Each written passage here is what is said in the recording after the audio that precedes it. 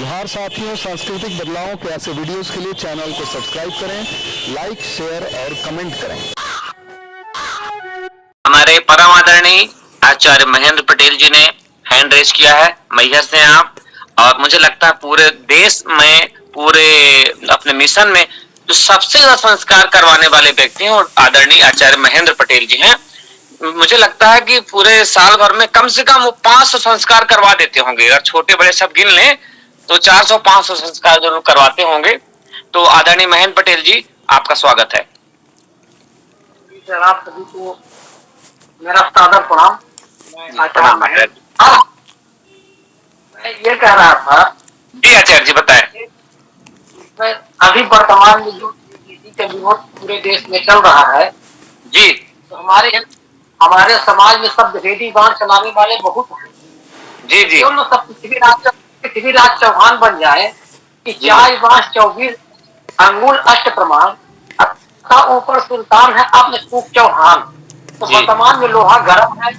मैं सभी लोगों से आह्वान करता हूँ, हमने प्रण भी कर लिया है कि अभी वर्तमान में शादी ब्याह हो रहे हैं, कोई भी व्यक्ति बगैर पंडित बुलाए घर में शादी कर सकता है।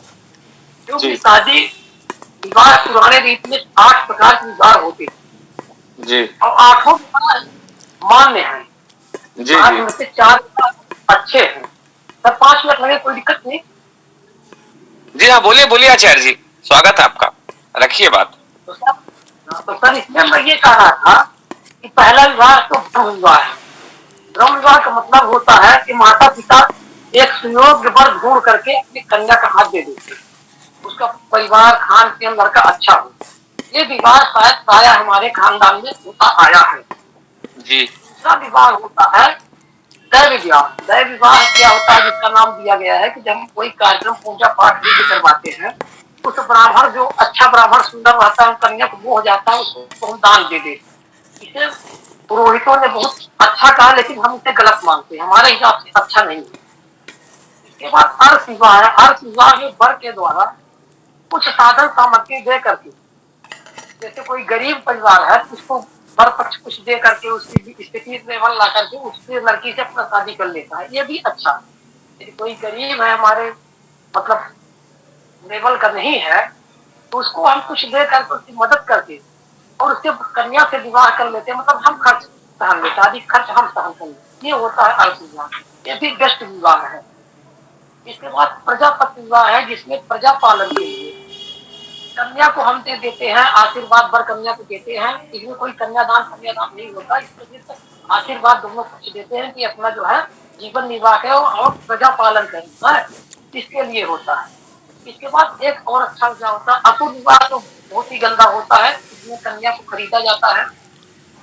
और इसके बाद छठवां विवाह आता है आपका गंधर्व विवाह, जिसको आज के डेट में हम लव मैरिज कहते हैं। सबसे वर्तमान परिस्थिति के अनुसार सबसे बेस्ट विवाह यही है, क्योंकि इसको कोर्ट मैरिज कहा जाता है, जो मान्य है संविधान की शादी है। तो क्यों ना हम इसे करें। हमारे पास ऑप्शन बता रहा हूँ सर, क्योंकि लोहा गर्म है, थोड़ा मारना। ये मार्ग है, 4 मार्ग विवाह के हैं। इन 4 में से जो हमारी इच्छा उसको हम अपना दें, लेकिन हम उस व्यक्ति को न बुलाए अपने। हमने सब प्रतिज्ञा कर लिया है कि जो व्यक्ति हमारा क्यों नहीं ऐसी हो, बुलाएगा, हम उसके हम पानी नहीं पिएंगे, जाएंगे जरूर लेकिन पानी नहीं खाना छोड़। तो पूरा समाज इसको अपनाए। तो वर्तमान में शादी ब्याह हो रहा है, जरूरी नहीं कि आप संस्कृत भाषा वगैरह, हमें सम्राट संस्थान सेवा जाना है, पंडित को क्या नहीं होता है, हमें रास्ता नहीं मालूम है। हमने किसी से पूछ लिया, भाई सरदार संस्थान निराला नगर कहाँ, उसने बता दिया यहाँ काले चौराहा होकर के घूम करके जाना है। हम चले गए, वहाँ हमारे साथी मिले, बोले नहीं बाईपास का, वापिस में हेरा जाओ। तो ये 8 रास्ते, तो शादी के भी 4 रास्ते हैं। तो जो आपको सरल पड़े उसमें करिए। संस्कृत भाषा का वही हिंदी में वही मतलब होता है। जिस प्रकार हम परीक्षा कहते हैं, परीक्षा में संस्कृत मतलब यही होता है कि हम फलाने के साथ आज दिनांक कितने को आपके घर में जो लड़का है, वर है, उसको हम प्राप्त करने की इच्छा जाहिर करते हैं। यदि आपकी अनुमति हो तो हम आपकी कन्या आपको दे। तो उधर लड़के का बाप बोलता है कि आपने बहुत अच्छा प्रश्न किया है, मैं भी चाहता हूँ कि आप कन्या मेरे घर की शोभा बढ़ाए, इसी को संस्कृत बोलते हैं, इसी को हम हिंदी में बोलते हैं। क्या दिक्कत है, किसी बुलाने की जरूरत ही नहीं है। तिलक तिलक किया जाता है अपने श्रेष्ठ का, हम धर्म बुला करके समाज के सामने तिलक कर सकते हैं।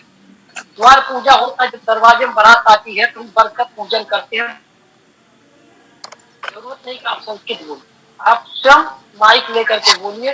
फिर यहाँ से आई हुई बारातियों का मैं आज जो है मेरे परिवार का पूरे खानदान का परिचय देते हुए आए हुए बारातियों का हम तहे दिल से हार्दिक स्वागत, वंदन, अभिनंदन करते हैं। सभी का तिलक फूल माला पहना दीजिए, यही सब द्वार पूजा है। बाकी से कोई लेना देना नहीं, वही संस्कृत वही हिंदी है, अपने लोकल भाषा का उपयोग करें। विवाह में ही वही कन्यादान होता है, कन्या का जो प्रतिग्रहण होता है, वर का पिता यही कहता है कि आए मैं आज अपनी इस कन्या को, आप एक सुंदर वर को, सुसज्जित कन्या को देना चाहता हूँ, आप इसे ग्रहण करिए। आज के बाद इसकी जवाबदारियां आपकी होगी। वन से ग्रहण करता बोलता है हाँ मैं आपकी वचन का पालन कर रहा हूँ, इस कन्या को आज के बाद इसका लालन पालन मैं करूंगा, आगे की जवाबदारी मेरी है।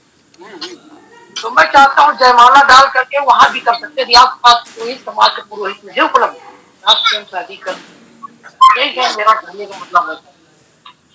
जी आचार्य जी, बहुत बहुत धन्यवाद आचार्य जी, आपका बहुत बहुत आभार। आप ऐसे लोगों को ज्ञानवर्धन करते रहें और लोग निश्चित रूप से आपकी बात मानेंगे जहां तक आपकी बात पहुंचेगी। जो सबसे बड़ी बात यह है कि समाज बहुत बड़ा है और हमारे पास ऐसा कोई व्यवस्था नहीं है कि हम अपने विचारों को पूरे समाज तक प्रसारित कर सकें। समाज 100 करोड़ का है हमारा और हमारे पास वहां तक पहुंच बनाने का रास्ता लिमिटेड है। तो हम लोग जिस क्षेत्र में हैं, जहां भी हैं, वो लोग हम लोग जागरूकता से फैलाते रहे। ये सब निश्चित रूप समय के साथ बदलाव आएगा। बहुत बहुत धन्यवाद आचार्य जी।